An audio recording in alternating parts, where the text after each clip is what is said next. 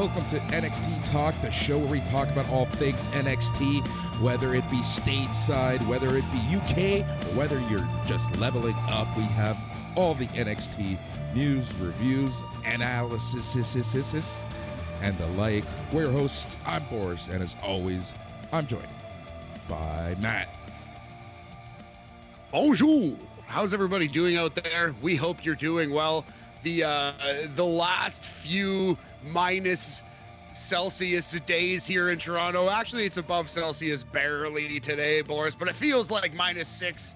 And it's NXT is a cold product as well. We have cold hearts here. We're over this shit. We're done with it. We're both sick of this here rainbow brand, I think, at this point, buddy. That's the overall takeaway of the show. Yep, to say the least. To say the least. We got the Joe Gacy taker doing crazy shit. We got they tried with the women's division this week at least. I actually appreciated all the new characters, new faces. Like they're trying, but man, we got Lash Legend versus Nikita Lyons II. You know what I mean? That's where we're at. That's where we're at. That's where we're at on That's NXT. where we're at, buddy. I didn't even hate it, but it's just like, oh Lord Almighty, Boris. That is where we're at. NWA and MLW, I maintain, are still worse shows in the grand scheme of stuff. At least, but the issue with NXT right now is that it's such a far cry from what we're used to, what we signed up for. It hurts my soul and any adrenaline I had in it. Yeah, exactly. Yeah. Skibidi bop bop beepado, buddy. We are skeeping and bopping. Yeah, no, man, it's a rough go sometimes. It's a very rough go. But there are like highlights. Grayson Waller appears to be a star in the making. Tony D'Angelo's character, though, it's straight out of 1995. He's good at it. I like it. Kitana Chance. That's a name that a person has now. That's fun. Yep, that's a chance. They took a real chance on that name. Hey, Viking Raiders showed up and beat the crap out of poor young Edris and Malik. There were some things to enjoy, but it's just like when you leave the show, you just have the taste of Joe Gacy in your mouth, and you're just like, oh my god. What does he taste like? Bad, you're there. I know. No, but this is why I always try so hard to take a look at segment by segment and not really there's some direction with certain characters, and you can tell where WWE is focusing on and whom they're focusing on. And I think that to me is the major takeaway, right? And there's some people who are just kind of like they're still throwing everything at the wall and seeing what's going to stick. Yeah, and it makes for just the craziest, most schizophrenic 2 hours of wrestling that you ever saw in your life. Yeah, exactly. I don't know, man. It's just a hell of a ride. But here we are. We're going to be talking all things NXT. We're going to be chatting some NXT stateside, some NXT UK. And to kick it all off, we have some news. But before we get to all that fun stuff, Matt, how are you? Oh, good, man. Yeah, I got to go outside and touch grass, as the kids say today. I've been cooped up all day. Just got to get this podcast done with. But, life is good, man. Hanging in, slugging away. Not much has changed from the last time I was on one of these yesterday. Oh, yeah. You were on yesterday. Yeah, crazy. Yeah. It's such a fever dream right now. Like every day is kind of just combining. This is like by far the busiest time of the year for me at work. So it's just like it's work. Then as soon as I stop, it's like it's canon stuff, and then it's SNME stuff. But everything's going well on my neck of the woods. Nice, man. Yeah, glad to hear that. I was just gonna ask. And yeah, if you haven't checked out the midweek the midweek Mike out, I guess Mike's filling in for Agnew, so I filled in for Mark. Yeah, it was a lot of fun. I watched a decent Raw, which is still a terrible wrestling show. Yeah, exactly. Man, you're watching some fantastic wrestling this week, aren't you? Oh man. You know what? Like it's good in a way because I try to keep this 122 list, right? So I'm trying to watch all the best stuff of the year as well and just get to it when I can here and there. Like if I have, 40 minutes, I'll watch like a match or anyway. But it's good to have these worse shows every now and then as like a palate cleanser, just to remind me like what bad wrestling does look like, so you can actually appreciate the good stuff. But you know what? I've had my fill of bad wrestling, Boris. I think I'm good for a little bit. Yeah. All right, so let's get to some news. Some of this is obvious news, but I still want to talk about it. So, according to Fightful Select, LA Knight is officially off of NXT, and he is now considered a main roster wrestler. Well, yeah, if you've been paying attention to the dark match results, it seems as though LA Knight has been building a little roster of clients, and he will be a manager, or perhaps a manager / wrestler. And yeah, that's okay, man. I think he achieved all he really had to achieve in NXT. And if they're not going to trust him in the ring as a wrestler anyway, he can still talk, and he can take bumps and stuff when he needs to. So I'm okay with this. I think it's about time. Yep, exactly.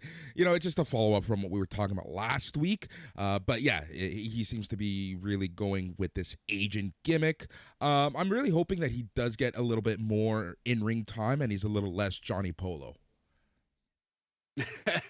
Yeah, who knows how it's going to shake down, man. But it's not like he's Adam Cole. Like when there were rumors that Adam Cole was going to the main roster as a manager, I had full faith that if he were to do that, he would still end up being a main event wrestler someday because he was so talented. That's not really the case with LA Knight. He's okay, but he's a better character than he is wrestler. So I do think probably in the long run, this might be the best thing for him, man. Similar to like Corey Graves. He probably wasn't ever going to be a world champion wrestler, but he became a pretty damn good commentator and carved out a groove for himself in WWE. And, LA Knight might do the same with this. Yep, I agree 100% there.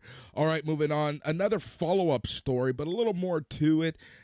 This is regarding Kushida. According to Voices of Wrestling, their Patreon page, Kushida, it was very well known internally that Kushida wasn't going to be re-signing, and he was in contact with a lot of New Japan wrestlers. Kushida was pitched multiple ideas on his return to New Japan, including a repackage, returning as part of a heel unit, showcasing an MMA style gimmick, and working as a heavyweight. So that's kind of cool for him. Oh, very interesting. Like a Shibata type kind of push for Kushida. I like it. Yep. And then they further talked about in this Voices of Wrestling Patreon page that it was the switch over to NXT 2.0 that was a turning point for Kushida. According to the Voices of Wrestling flagship report, he quote-unquote frequently expressed his displeasure with the way he had been used since the change in NXT 2.0. Well, yeah, I mean, I guess like the fact that he frequently expressed his displeasure is news, but I mean the rest of that you can just see with your eyes, right? Like it's very clear that he was probably going to be upset about how he was used, because the way he was used was embarrassing, trash, borderline racist. Yep, exactly. All right, and we're going to talk about this right now. Just because I kind of want to put a little focus on the competitors. That is the NXT Women's Breakout Tournament. It was announced on yesterday's episode on the Stateside show that there will be a Women's NXT Breakout Tournament, and we got 4 of the 8 competitors announced. So Lash Legend is part of this tournament. She didn't get one of those fancy vignettes, but we did get a vignette from Ariana Grace, the former Bianca Carelli, a.k.a. Santino Marella's daughter. Yeah, Toronto girl, Mississauga girl, so that's cool. We're definitely cheering for her. She is the BAM favorite in this tournament, although the betting favorite is for sure Lash Legend, I would think, right? Like, if you put odds on it, if we were putting odds on it, what is it, -1,000, -1,500? Like, she's a strong, heavy favorite. I would say -1,500. I'm assuming that Nikita Lyons is going to be in this, and she's going to win it all. Nikita is? I would assume so. Only 4 of the 8 were announced, right? So true. That's a good point. I think Nikita's already broken out, but yeah, that could be your final. I bet you if that's the final, man, Lash Legend's gonna win because Nikita has already won twice. So yeah, no, I think Lash Legend is for sure gonna win this tournament. It would be a big upset if she does not. Yep. All right. Then we have Kiana James. She is formerly known as Kayla Inlay. Her new gimmick is a woman who is relentless and successful in the corporate world and now the wrestling ring. Basically, this is Dana Brooke's old gimmick. Yeah, business heel, Boris. She is business heel. Oh, but we've circled Kayla Inlay before in the couple times that we've seen her on the show. She has a lot of fire in the ring, I remember. So the relentless part of that will certainly be borne out in her wrestling style, I bet. Yep. And then we have Sloane Jacobs. She is formerly known as Notorious Mimi. She worked a bunch of AEW dark matches, all losses in 2021 and 2022. And in her vignette, she noted that she's only 19 years old and it probably makes her the underdog of the tournament, but she grew up learning to fight with her two sisters, who I'm just going to name Beulah and I don't know what else. Fair enough. Yeah. So she was actually the one who wrestled Roxanne Perez in her NXT Level Up match, which was pretty good. And yeah, I didn't realize she was 19. Pretty impressive for Sloane Jacobs. Yep, exactly. So those are the first 4 people who have been announced for this NXT Women's Breakout Tournament. Matt is putting his money on Lash Legend. I am putting my money on Nikita Lyons. We'll see who wins this one. Yeah, we'll see who gets into the tournament, too, who takes up those final 4 spots. Roxanne Perez could be a candidate for this thing. She could win, too. Yep, exactly. So, yeah, it'll be cool to see who the next 4 people are. And, man, NXT UK, they pulled the most WWE thing ever over the past couple weeks. But we'll talk about that a little bit later. Do you want to talk about that while talking about the NXT UK show?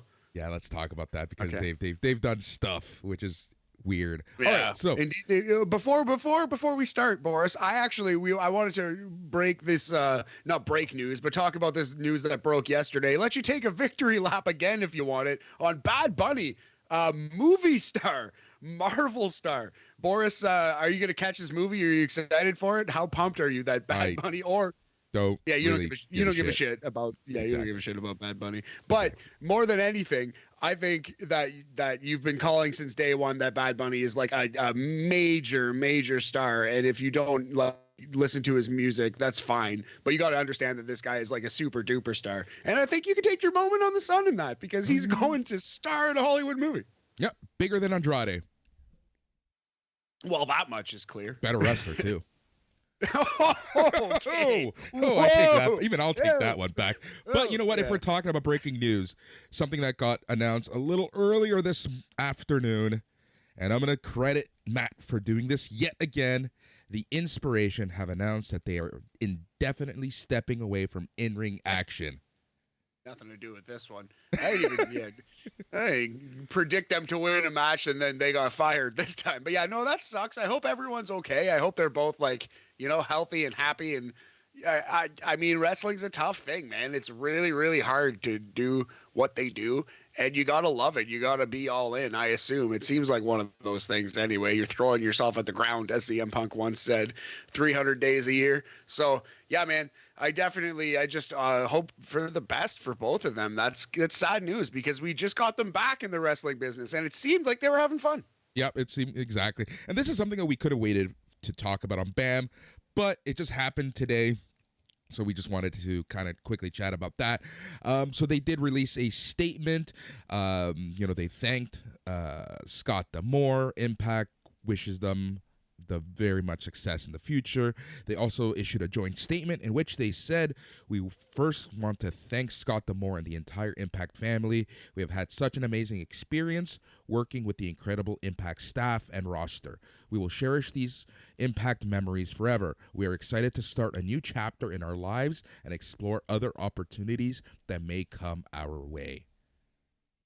Yeah, it just sounds like they're like done taking bumps. You know what I mean? That's what it sounds like to me. And hey, more power to you, ladies. I as big fans of both of theirs, I feel like everyone around SNM here, most of us, we're pretty big fans of Billy Kay and Cassie Lee. I forgot Peyton Hoyce, if you will, Boris. So yeah, man, just kind of sad news. But just hope they're healthy and all the best to you. Exactly, and I'm sure we'll see them in a wrestling ring in the future in some shape, way, or form. Yeah, absolutely. All right, let's get to the meat and potatoes, the entree, the we're done with the appetizer, moving on to the next course. But Matt, before we do that, we have to decide what our rating system du jour is going to be. What are you thinking? Oh, that's a really good point. I haven't even thought about it. We could go Goombas for Tony D'Angelo's new tag team of bald jabronis from the 1940s. How do you feel about that? Yeah, we might as well. Paisans, Goombas. Might as well at this point. We'll do that. We'll do Paisans. All right, Paisans out of 5 on a very special Sopranos themed rating system du jour. Yep. All right. So the show starts off. Nikita Lyons versus Lash Legend. This match only went 5 minutes. And I got to say, Lash Legend, at least every match that she's in, she improves a little bit. Having said that, Nikita Lyons, every match she's in, improves a little bit as well. But she's just like on this trajectory right now. And I'm talking about Nikita Lyons. Like, she is a star in the making right now. Oh, absolutely. You can't teach confidence. You can't teach it. And she's got a lot of it, Boris. Yeah, man, this was a rehearsed, choreographed 5-minute rookie match, but it was pretty entertaining for what it was. There was one scary moment where Nikita Lyons did like a dive roll out. She got thrown out of the ring, basically doing like a headfirst dive roll, but it looked like she landed on the top of her head. Like that could have been pretty bad, but she got right up. She was fine. And I like this for what it was. Like in terms of a 5-minute wrestling match between two women who have had a grand total of what, 10 matches between them? Maybe that? Maybe. And we're being very conservative there. So Lyons gives Legend a few suplexes. Lyons works on Legend with 10 punches in the corner. Legend tries to powerbomb Lyons. Legend tries to powerbomb Lyons, but Lyons countered with a beautiful hurricanrana. Then she does her kick, gets the win via pinfall in 5 minutes 10 seconds.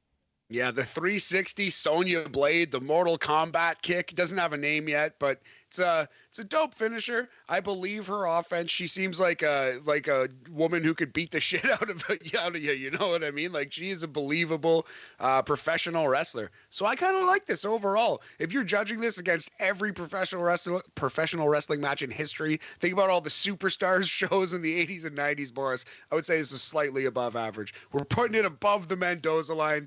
It's going to be 3 Paisans out of 5. Bada bing, bada boom.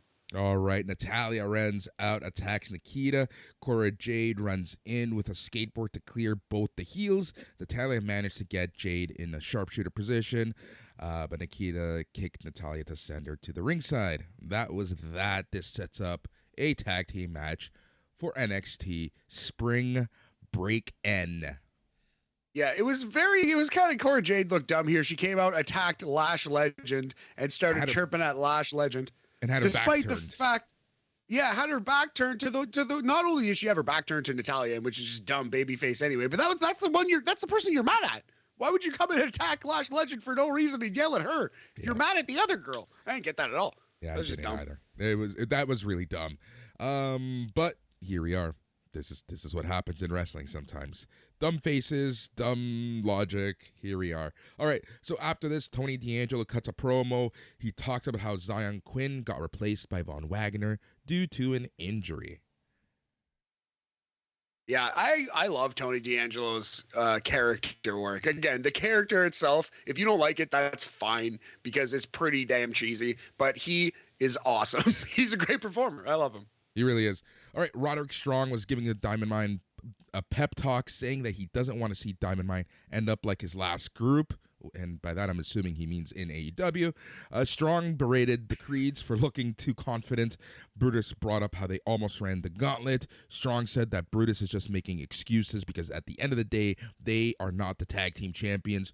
Strong then said he set up a match next week between the Creeds and a former NXT tag team champion team known as the Viking Raiders.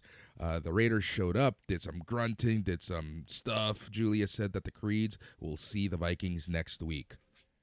I did think it was hilarious. Classic WWE fashion. They show up backstage, full gear, full face paint, like full costume that they wear to the ring during the entrance. It's kind of just a hilarious WWE visual. The good kind of cheesy wrestling thing. Yep. That, yeah.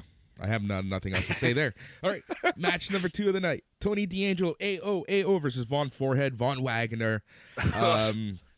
Couple things of note, Boris. Heel versus heel, and Robert Stone is the latest WWE man to lose his first name. He's now Mr. Stone. He is. Mr. Stone. Stone. Yep, Mr. Stone.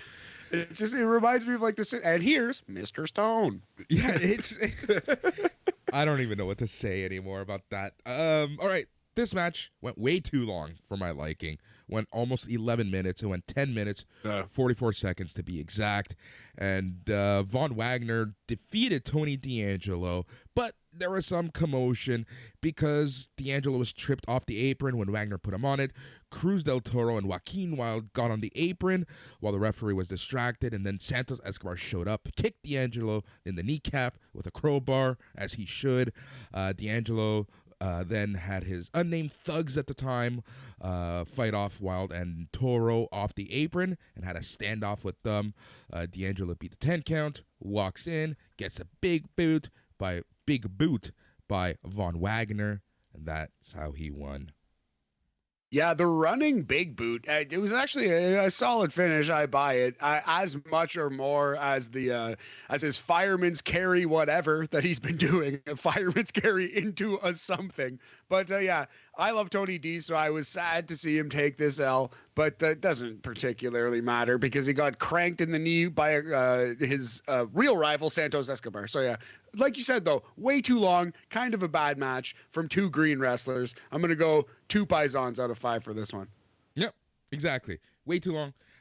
This match should have been cut in half, but they didn't. All right, Indy Hartwell and Persia Perota congratulated Roxanne Perez for her win last week. Toxic Attraction showed up to taunt Roxanne. Roxanne said she'll prove that last week's win was not a fluke. Mandy Rose said that she'll show Perez what it takes to really be a champion instead of just dreaming to be one. So you can see already that Roxanne Perez is the best actress, at least of these 6 women that were on screen. She blew them away. She blew them away, in fact. By far. Yeah. The other thing of note, I love how they have now created this women's lounge. That's a good point. I hadn't thought of it like that in those terms until you just mentioned it. But yeah, it's true. It's like it's not really a locker room. It's like a hangout. Yeah. It's like you know what I mean? It's and like a lot of them are dressed to the nines. Yeah, absolutely. Yeah, it kind of feels like a club or something. Yeah. Yeah, it's so strange. What a weird universe. Yeah, like there should be bottle service in that place. Yep. Nathan Frazier vignette aired because he was supposed to debut after the break. After this, the Insula Express, Briggs, Jensen, and Henley were hyping each other up backstage. Brooks Jensen ended up getting distracted by some chick. Yeah, I believe it was I forget her name, but it was the lady who's been peeping Von Wagner's matches. Yep, who's been bothering Mr. Stones. Yeah, that's it's inconclusive, but definitely possible, buddy. But yeah, this was just bad. All right. Yeah. After this, Nathan Frazier was making his entrance. Grayson Waller interrupts and slides right into the ring, dumping Guru Raj to ringside, who was scheduled to face Frazier. Waller tough gloated. Beat for Guru Raj. I know. Like 5 seconds of NXT screen time in the last 2 months, and it's him getting shit canned on the way to the ring. Yeah.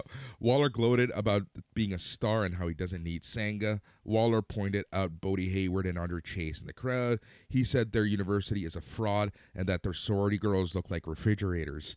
Chase and Hayward were approaching Waller. Waller was cleared from the ring by Nathan Frazier. Frazier hit Waller with a suicide dive. Chase took the mic and said that this moment was a teachable moment.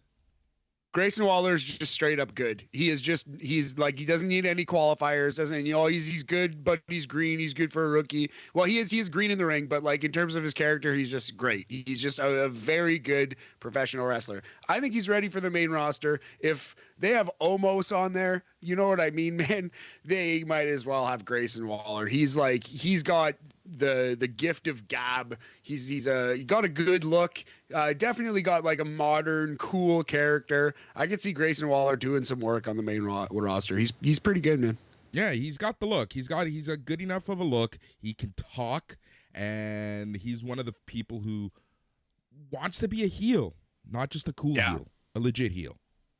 But he is cool, and he does sometimes flirt with that NWO territory a little bit. Like when he first started, he was like really focused on getting those boos, but now he's kind of sometimes he is a little bit of a Kevin Nash, but that's okay because he's cool in real life. That's the thing. So yep. Well, just remember though, I kind of accept it from a character point of view because his whole thing is about getting likes. Exactly, and being the quote unquote influencer, and it's okay for him to be a cool heel because he's kind of like a Kevin Nash, like a Rock in a way. Yep, exactly.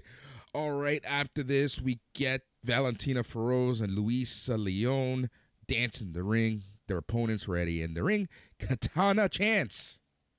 Katana Chance. One more time. Katana Chance and Kaden Carter. Terrible name, but hey, whatever. I say this every time, but is it worse than Damian Priest or Carry On Cross? The answer is no, it's not. So is it worse than Dolph Ziggler? No. It might be as bad, but whatever. It didn't kill his career, so she'll be fine. Yeah, exactly. So I like this match.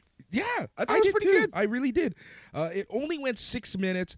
The thing that gets to me about NXT sometimes is that the matches that I'm actually interested in suck. Or sorry, the matches that I'm actually interested in don't get enough time. The ones that get the time, they're the ones who suck. Absolutely. Yeah, we just saw that back to back in plain view on this show right here, buddy. Yeah, absolutely. I could have done with 4 or 5 more minutes of this, but maybe they were running out of moves. They threw everything they knew at each other. But I like this match a lot. Yulisa Leon and Valentina Feroz, they have something. They got something here with this like spicy Latina tag team. They're definitely, they're very interesting. Yep. All right, so Carter went for a tag, but Chance wasn't around again. She showed up all of a sudden. She did a blind tag. Leon took herself out with a missed moonsault. Carter hit Feroz with a super kick. Carter held Feroz in place for Chance's 450 splash, which is a very scary-looking finisher. Like, so much can go wrong with that finisher that Chance and Carter do. Chance Carter. Carter Chance. Coach Carter. Plus side, Casey Catanzaro, Katana Chance is legitimately one of the best athletes in the company. So you would trust her to do an aerial move over almost anyone. Maybe like Ricochet, maybe like Montez Ford. Other than that, like she's one of the best high flyers they got. So I guess Reginald. But yeah, anyway, you feel me, Boris. I agree with you, man. Dangerous finisher, but spectacular. Really solid match here. Let's go with definitely above the Mendoza. We'll give it 3.5 because it was the best match of Yulisa Leon and Valentina Feroz's career by a country mile. And it may honestly have been the best match of Katana and Caden's career too. So 3.5 Paisan out of 5. You're being so generous with these scores today. Yeah, actually, you can maybe knock a half star or star off every single one, to be honest. That was pretty generous. Let's knock it back down to 3. Why did I say anything? All right, so the camera cuts to backstage where part of the Incel Express, Brooks Jensen, was lying on the ground injured. Josh Briggs yells, saying that he knows Legado did this. Jensen tried to say he could fight despite his wrist injury. There's a very obvious joke about a wrist injury here, Boris, that we don't necessarily have to make. We could probably just move on. Because they're incels. Yes. Fapped himself raw, he did, Boris. Please continue. Rawhide. Woo. All right. We get oh, shit. Sometimes I forget what happens. All right. Until you hit it in the notes and you're like, oh no, Alba Fire. Exactly. Alba Fire makes her official debut, formerly known as Kaylee Ray. We get the Alba Fire vignette. She swings a bat. She drags the bat. She's got a lot going on. That bat can spark. It sparks. It's a bat that sparks, my friend. It's somehow on fire, and she says she's taking it back, and she is Alba Fire. I thought she was going to say, my name is Alba Fire because Alba fired by SummerSlam. No, I love Kaylee Ray. Name's stupid, but whatever. What can you do? Again, it's WWE. You're probably going to get a stupid name, and hopefully they don't also give you R-Truth push. You know what I mean? Actually, R-Truth has been there for 30 years. Who knows? Anyway, man, yeah, I'm disappointed that her name is so dumb, but she, again, is a very talented performer who can probably overcome it. At the same time, let's remember, dude. Let's remember 100%. A lot of times, these wrestlers are forced to change their name, and they pick their own name. True. Probably out of a list of terrible options, mind you. But yeah, you're right. Well, Gigi Dolan went on social media when she changed her name, and she's like, I 100% chose this name. Yeah. And so. Yeah, Gigi Dolan has grown on me. I don't think that's as bad as half these names, honestly. Yeah, exactly. Speaking of bad names, Cruz del Toro and Joaquin Wilde, known as Legado del Fantasma, went up with Elektra Lopez, went up against Josh Briggs and Fallon Henley in a handicap tag team, mixed handicap tag team match. Yeah, strange one, a unique match. Brooks Jensen not in the match, as you said. And also, Elektra Lopez, a terrible name. Sneaky, terrible name. But sneaky amazing.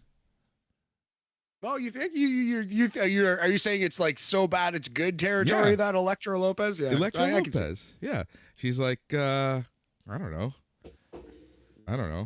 Carmen Electra meets Jennifer Lopez. I bet you that's 100% where they got the name from.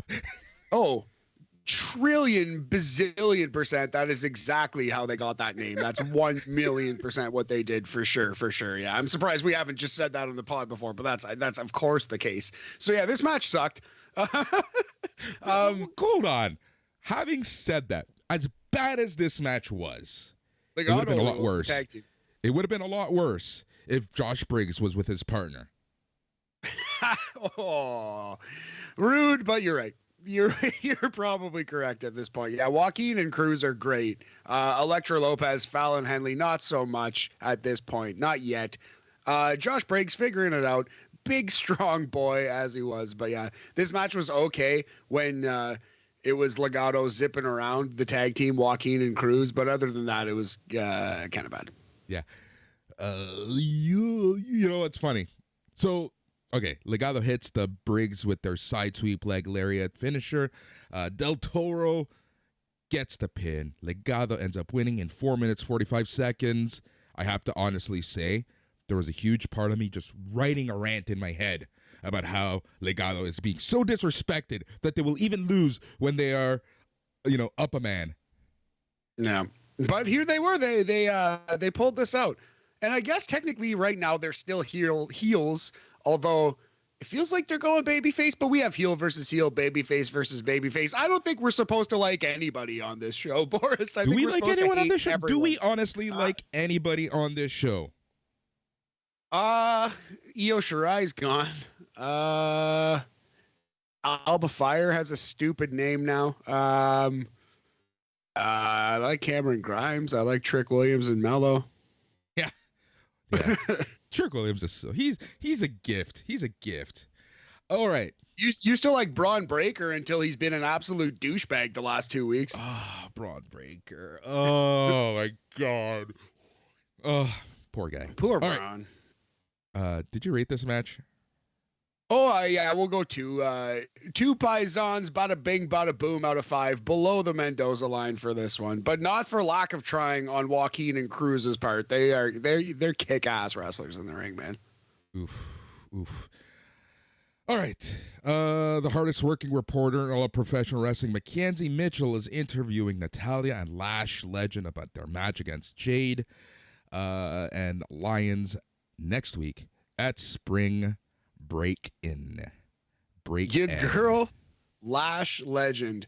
Lash Legend, you can tell already a much better promo than Natalya has ever been in her entire career. So at least she's got that going for her. Yep. Natalya says at the break-in show she's going to break Jade's legs. Natalya said she also sees potential in her tag team partner Lash. Lash is excited to be teaming up with a legend like Natalya. See what she did there. Very good. Yep. That was a thing. All right. Solo Sikoa versus Trick Williams with Cameron Grimes doing commentary. Yeah, so we've seen Trick Williams be very, very bad in the ring, and we said, oh, no, like, I'm not sure about this guy. He is much improved. This was simply a mediocre match, not a terrible match. This was every WWE match you've ever seen in your life. This was just a perfectly average, perfectly fine wrestling match, and that's good. That means Trick Williams has come a long way already. And this had a good story, right? Like, he's in there to beat up Solo Sikoa, get him a tender for next week, focusing on his shoulder. How many times did he throw him against the ring post, right? Like, I like that aspect of it. Yeah, absolutely. Yeah, exactly. Telling that story, softening him up for his boy Mello. So yeah, I would tell the finish there, and then I'll put the number on this thing. So Solo hit Trick with a rally of right arm lariats after an uppercut. Solo hit Trick with a series of corner splashes. He then gets him with the Uso splash for the win at 5 minutes and 8 seconds. Yes, absolutely. Like I said, Mendoza line, the Dominic Mysterio line, average match, but that's much improved for Trick Williams. So 2.5 paisans out of 5 for this one, Boris. Yippers. All right, so after the match, Solo and Grimes, they're facing off in the ring. Mello gets up in Grimes' face. Solo went for a super kick on Mello, but Mello ducks. Solo super kicked Grimes instead of leaving him, and left him just lying on the ring. Yeah, so pretty good. Build up some tension for the triple threat. Yeah, exactly. I'm actually pretty much looking forward to it, to be honest. Oh, yeah, no, it should be a really good match. Solo's coming along, and the other two guys are really good wrestlers, so. Yep. All right, so Malik Blade and Edris Enofe were psyching each other up for their upcoming match against the Viking Raiders. Enofe was more confident than Blade. Yeah, I like this promo. Very good. They have clear, distinct characters. Blade is like the quiet guy. Enofe is like the bombastic, in-your-face, super confident guy. And yeah, I like the pairing. This is a solid promo. And I love me a good squash match. And boy, did these guys get squashed good. Classic butternut squashington here, Boris. Yep, but before that, the 4 members of Legado, they were all bragging about their successes earlier in the night. Escobar talks about how he was just returning the favor for what D'Angelo did last week. Then they leave. This leads us into the Viking Raiders versus Malik Blade and Edris Enofe. And this match lasted 4 minutes, 45 seconds, but it was pretty much one-sided for the most part. Yeah, there was a little bit of shine for Edris and Malik. They both got to do a couple things, but by and large, this was mostly Edris and Enofe getting the shite beaten out of them. And it was just a great time. Just a highly enjoyable squash match. If you liked, Goldberg and Yokozuna and, I don't know, some of the greats, Head Shrinkers, who used to have awesome squash matches. The Mountie actually secretly was an awesome jobber squasher. Yeah, this is great. This just filled my heart with joy. Yep. So the Viking Raiders hit Blade with their double team power bomb, get the win, 4 minutes, 45 seconds. How would you rate this bad boy? 3.5, Boris. We're going high. It's a B here in Canada. It's a B here on BAM. 3.5 paisans out of 5. Yep. After this, we get a Wes Lee cinematic promo. It's so weird. It's so weird that he's sad, and we all know why he's sad, but he can't actually say why he's sad. He can't actually say what happened, what caused this dark night of the soul, as it was, Boris. And yeah, man, he's literally just walking on a beach, just like, and they're showing him holding the tag team titles, but his partner's cropped out. They're showing him wrestling tag team matches alone somehow. Just hilarious. Just absolutely insane. Yep. So Lee talks about how it was a 6-month journey to get back to the tag titles. Lee said it sucks to lose the titles, but he understands in that case because any team can be better on any day, meaning you can get back to the titles. Lee said it's worse when the titles are taken from you. Lee said anger gets created in that case. He said he'll never forget the past, but the future has new risks. He said he can bitch and complain about how things aren't fair, or he can knuckle up and make the waves he's destined to. Lee was standing on the shore of a beach, watching the sunset, looking at waves, as he's talking about making waves. Love it. Love it. No, yeah, this was, again, there's good wrestling cheesy and there's bad wrestling cheesy. I did think the presentation, this was pretty good wrestling cheesy. It's just so hilarious that they just can't and won't acknowledge that Nash Carter even existed. Yep. All right, the hardest working reporter in all of professional wrestling, Mackenzie Mitchell, interviews Tony D'Angelo. Tony D'Angelo introduced his people, Troy Donovan and Channing Lorenzo as his two goons. D'Angelo demanded a sit-down with Santos Escobar next week at the Spring Breakin' Show. Yeah, Troy, 2 Dimes, Donovan, and Channing stacks Lorenzo Boris. Yeah, that's a thing. Stacks and 2 Dimes. You know, cool. We've made jokes about FBI. We saw FBI on Impact last week. And somehow, FBI, as cheesy and bad as they were, are still a better idea than whatever the hell is going on here. I mean, 2 Dimes and Stacks might as well be Tony Mamaluke and fucking Little Guido at this point. Like, they are not to be taken seriously yet. Anyway, we'll see. Maybe they're going to push 2 Dimes and Stacks like the Road Warriors. Who knows? You never know at NXT and WWE at this point. All right.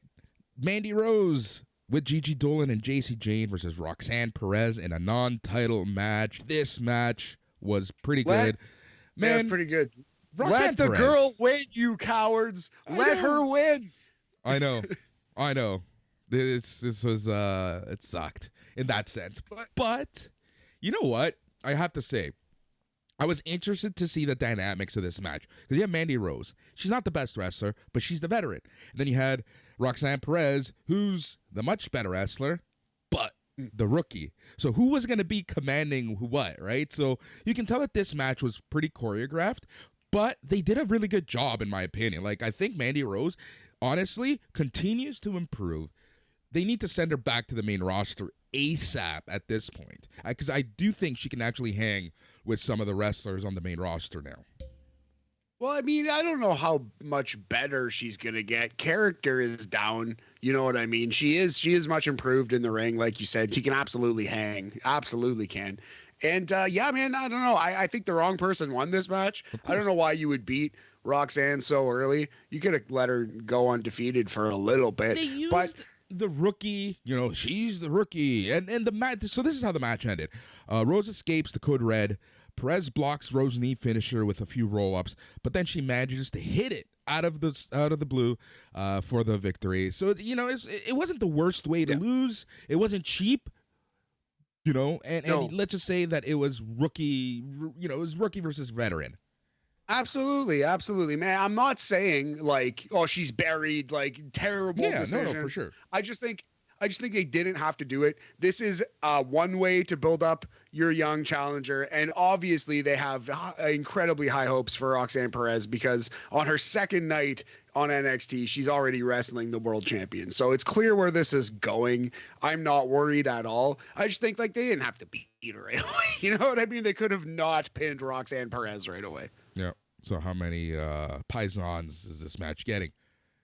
It's a tough one. It was pretty average WWE match. We're gonna go 2.5 Pisons out of 5 for this one, but Roxanne Perez did look pretty good. Yep. All right. So Toxic Attraction celebrated a bit. Wendy Chu shows up. They run away. Somehow they ended up under a net. That was then Perez and Chu chase away Toxic Attraction as they shoot them with cans of silly string. Yeah, so Wendy Chu dropped a net on Toxic Attraction from the ceiling, a very small net. Thank God they were all huddled together in the exact spot they were. And yeah, this net fell on them. They immediately took it off, so the net really had nothing to do with anything. But I guess it kept them in that spot long enough for them to be silly stringed by Roxanne and Wendy Chu. Yeah, Wendy Chu's character is not for me. Yep, same here. All right. Joe Gacy makes his entrance. Gacy said he's on a journey for change. We have come so far, but we have far to still go. He said we are breaking breakers for people who were discriminated against for their weight, size, etc., etc. He said he's been molding NXT as a clay of acceptance. The random druids surround the ring. Gacy then said that we have made strides, but the mission hasn't been accomplished. He said everybody accepts this accepting way of life. Gacy continued to talk his usual rhetoric, hypes up the match with Braun Breaker. Gacy said he knows that Braun Breaker is not cleared to defend the championship because of the fall last week. Gacy said that because of Breaker's fall from grace, Joe Gacy will now be the new NXT champion, and he will mold this clay into the vision that he sees for the world. This is when Rick Steiner shows up, mic in hand. Steiner joins Gacy in the ring, and he said that Gacy has it all wrong. Breaker is, in fact, cleared to wrestle. Gacy said that Steiner has picked a good time to come back, or maybe he picked the worst possible time. I love that line. The random druids all got on the apron. There was about 15 or 20 of them. And this is when Braun Breaker comes out. He beats up a few druids. 2 druids pin Steiner against a turnbuckle. Gacy takes down Breaker with a lariat. Then the 15 or so druids passed along the championship in line, little by little, eventually giving it to Joe Gacy, who poses with the NXT championship as the show comes to a close. Yeah, I mean, it wasn't as bad as the last one, but it was a pretty dumb angle to end the show. I don't know why Rick Steiner would come out and then Braun Breaker to save him. Like, did Braun not know that his dad was going to come out here? I don't know. There's just the whole line that was created and the belt passed, which took forever. That was hilarious too. Yeah, I don't know, man. This is just bad wrestling. Yep. It was meh at best. It wasn't as bad as last week, like you said, but it just wasn't good either. No, sir. But I guess, on the plus side, Roxanne Perez technically main evented NXT this week. So that's cool. They're pushing the young people. Like I said, I thought this was a pretty strong episode for the women's division. We're getting all kinds of new faces, all kinds of women pushed on this show. Less so for the men. Yeah, exactly. All right, let's go to the UK because it's a hell of a show that we're going to be talking about. Yes, sir.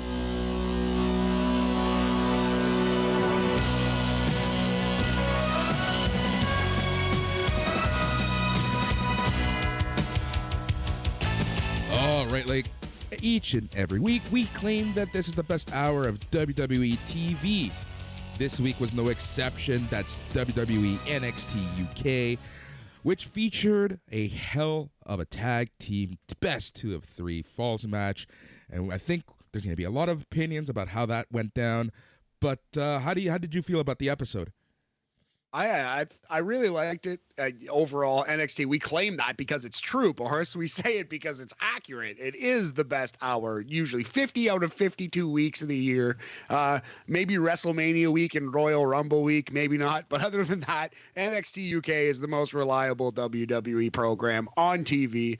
And yeah, I thought it was just another strong show. Yep. All right, so the first match of the night was Sam Gradwell versus Kenny Williams in a back alley brawl.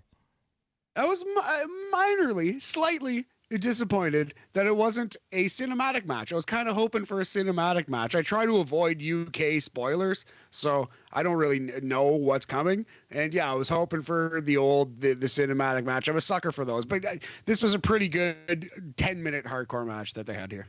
Exactly. So Williams went to the top rope, but a masked man appears again, causing a distraction. Gradwell grabbed Williams, sent him through the table. Gradwell rolled Williams back into the ring and pins him for the win at 9 minutes, 42 seconds. Yeah, so a really strong hardcore match, a good brawl, better than everything on NXT 2.0 by a pretty wide margin, I would say. Maybe if you're a sucker for squash matches like me, you could argue that the Viking Raiders thing was as good, but this was way better. The only thing the masked man thing was kind of annoying. It was a runner throughout the match. He would just like basically appear at different places in the arena 3 times. I think it happened during the match, and it eventually led to the loss for Kenny Williams. So the person who has been leaving messages in Kenny Williams' locker and such, Boris, it's not Sam Gradwell. It is this masked man. Yep. So Eddie Dennis cuts a promo on Wallet Bohr and Mark Andrews and challenges them to a tag team match against his soldiers, Primate and T-Bone. Yes, sir. Yeah, we knew that was coming. I'm okay with that. Previous match, 3.5 crumpets out of 5. Yep. Next match, Stevie Turner versus Emilia McKenzie. Yeah, very much your average standard. It was under 5 minutes. Very straightforward, typical wrestling match. But both of these women are good wrestlers. There's nothing wrong with it at all. Yep, McKenzie ends up winning after she hits her spear. She wins in 4 minutes, 45 seconds. Over Stevie Turner, yes, absolutely. Yes, so yeah, like I said, average match, 2.5 crumpets out of 5 for this one. Yep. All right, so Isla Dawn cuts a spooky vignette in which she talks about meeting NXT UK Women's Champion Miko Satomura for the gold in a World of Darkness match in 2 weeks. I assume it's just going to be generic, like hardcore. Maybe this will be the cinematic match I crave. But wouldn't it be funny if World of Darkness meant a blindfold match, Boris? Yeah. Wouldn't that be? Oh, my God. Oh, give it to me. Yes. All right. So here's the thing that we were referring to earlier in the show. We're going to talk about and kind of be puzzled by. Ivy Nile, Von Wagner, Lash Legend all appear at the BT Sports Studios, and it's revealed that they would all be competing on future NXT UK shows. And Damon Kemp as well, who I think is yet to even appear on the real show, on the main roster, right? Yeah, you're right. Or the main NXT show. He's only appeared on Level Up. He's definitely not appeared on the main roster. But Damon Kemp, brother of Gable Steveson, but he doesn't get to keep his name because he didn't win enough in real wrestling to keep his name in fake wrestling. Exactly. That's exactly how it works, my friend. It's kind of funny. Yeah, so it's weird. Interesting, though. All right. Zaya Brookside celebrated Eliza Alexander's debut win and said she would take her turn and batter someone next week. Liking Zaya Brookside a lot these days. Yeah, she's really good. It was revealed that Ilya Dragunov and Jordan Devlin will sign a contract next week because we have a match in 3 weeks on the 200th episode of NXT UK. Feel like they might change the title there. Feels like a special occasion. I think so too, man. All right. It's time. Best 2 of 3 falls match for the NXT UK Tag Team Championship. Mustache Mountain, Trent Seven, and Tyler Bate versus Oliver Carter and Ashton Smith. Great match. Mustache Mountain, highly underrated tag team. They've had a couple classic tag team matches. Oliver Carter and Ashton Smith have really stepped up over the past year or so. And yeah, this match was just simply a great wrestling match. 21 minutes, 39 seconds it went, I believe. So yeah, definitely take some time out, seek this match out. One of the best in WWE all year. Yeah. Exactly. So Smith and Carter hit a series of double team moves on Seven. They get the assisted moonsault, and they're up 1-0. Yes, sir. So yeah, kind of exactly how you thought the first fall would go. You know, the plucky young upstarts putting the pressure on the champs.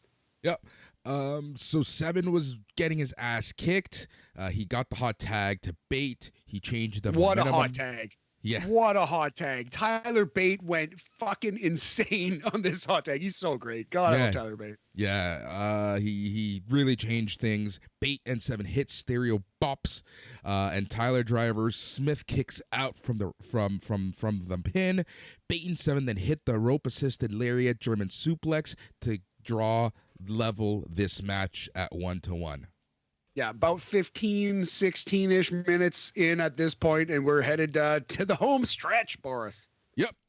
And this is where the match got really interesting, because in the back of my mind, I'm like, the way that they've built up this match was the fallout of and the breakup of Mustache Mountain. So Smith and Carter have to win, right?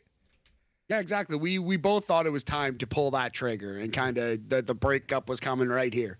Yeah, well, that didn't happen because Trent Seven puts his feet on the ropes, gets the final fall, wins the match, and still NXT UK Tag Team Champions Mustache Mountain, Trent Seven, and Tyler Bate. So they've kind of already done this, but I guess they put a different spin on it. But they've already done this beat of the story, right? So we've already seen Tyler Bate, Trent Seven cheat to win a match, and Tyler Bate be kind of annoyed by it. So now Trent Seven cheated to win this match, and Tyler Bate was straight up pissed off about it. So I guess Bates' reaction changed, and thus this was slightly different. But at the same time, we've already seen this. They've already done this. This story has already been here. You know what I mean? So I don't know. I get it. They're building it. They think there's meat left on this bone, and maybe there is, man. You know what I mean? Just because something didn't go the way that I had it in my head doesn't make it bad, right? But I'm just questioning, like, where's the payoff? What's the payoff of this entire thing? Like, where are we going now? Well, I think we're still going exactly where we think we're going. It's just going to take a little longer to get there. That's all. Yeah. So that was NXT UK, man. How many supernovas would you give this match? Yeah. No less than 4.25 supernovas out of 5. It is 85%. It is a safe A, something special you need to see. We are spoiled with good wrestling. Thank God we have NXT 2.0 to remind us what shit wrestling looks like, but this was not shit. This was beautiful professional wrestling. These guys just worked their asses off. Just an awesome, hard-hitting, high-flying contest. Oh, yeah, it's such a good match. It was such a good match. Tons of fun. I really liked it a lot, man. Yeah, absolutely. And we have NXT UK news for the next 3 weeks. We have next week, we have the big contract signing, Ilya Dragunov versus Jordan Devlin. We also are probably going to have some NXT 2.0 superstars in action. Looks like they set up Von Wagner versus Saxon Huxley, at least. 2 weeks from now, we have the World of Darkness match. Come on, blindfold match. Miko Satomura versus Isla Dawn. 3 weeks from now, UK episode 200, Boris, and that is Dragunov versus Devlin 3, I believe. Yep. It is the third time they have wrestled. Dragunov 2-0 against Devlin. Correct me if I'm wrong there as well, but I'm 99% sure that is the case. So I think we're getting a new champion. I think Jordan Devlin's winning this title. Yep, I agree with you there. I can see Dragunov heading at least to the Rainbow brand for a little bit, and they're going to call him... Yep. Alexei Ovechkin or something. I don't know. No, they're going to call him Alex Putin. Oh, God. Donald Putin. Yeah. Oh, jeez. Yeah. All right. As well. Yeah. Boris Putin. Oh, my God. All right. So before we go, let's talk some NXT 2.0 spring break-in. Let's go through the card, see what shit we're going to be watching next week. All right, so they have this... I shouldn't say that. You know what? These shows are usually pretty good. It's poorly named, but I don't mind the card so much. All right, so we have a sit-down between Tony D'Angelo and Santos Escobar. Yeah, sure. Okay. Yeah, exactly. Tony D'Angelo with his boys, Dick and Tracy. Oh, man. All right. Nathan Frazier versus Grayson Waller. That's the one. That is the one that I have highlighted. I have circled. I am excited for that one. Let's see what Nathan Frazier can do, and I think they gave him the right opponent. Yeah, agreed. Natalia and Lash Legend versus Cora Jade and Nikita Lyons. Sure. Okay. Nikita and Cora is kind of a fun tag team. Yeah, I think it'll be fine. Creed Brothers versus the Viking Raiders. Interesting, because this is the first time the Creed brothers have faced anyone even close to their size, and they're against a bigger tag team. So very interested in seeing what this ends up being. The Steiner brothers used to be fun to watch them throw huge guys around. But are these Creed brothers Steiner brothers? No. At best, they will be maybe in time the poor man's Steiner brothers, right? So we shall see, Boris. I'm interested in kind of seeing how they hang with them, right? Like they're facing main roster people, right? Yeah, absolutely. So And yeah, the Creed brothers are green. So, yes. All right. We have a triple threat match for the NXT North American title. Solo Sikoa versus Carmelo Hayes versus Cameron Grimes. Should be really good. Way too early to take the belt off Cameron. He just won it. Should be a good match. I'm excited. Yeah, and then we have the NXT title match. Joe Undertaker Gacy versus Braun Breaker with 2 Ks. Well, Gacy's a good wrestler, and Breaker is a good wrestler, so this will be a good wrestling match. I like Joe Gacy's theme song, and that's where it ends. As soon as he starts talking, I'm done with the character. But when he's wrestling, cool. So this, yeah, let them have a match and not a speaking segment. Yeah, 100%. So that's the card next week. It's going to be, I think it'll be a fine show. You know, the card, for me, in my opinion, it's a little underwhelming. It's a little weird. But you know what? I have faith that, typically speaking, these shows are okay. Yeah, I mean, yeah, it's a strange card. It's not a takeover by any stretch, but it's better than your average NXT show. So I am more excited than my average excitement level. And that is saying that much. All right, so that is the show. We will be back in a couple days on BAM, chatting all things Impact, chatting Forbidden Door, bringing Paul York, chatting the card, chatting some sports. You know, it's what we do on BAM. It's a big old packed BAM show. We got Rebellion review. We got Forbidden Door preview. We're going to each book a fantasy card with our buddy Paul Yorkie making his SNME podcast debut, I believe, unless you count the after parties, which of course we do, so he's not. But also, Boris, we got to do a state of the NBA address. My champion pick got swept, so never listen to me fade my basketball picks.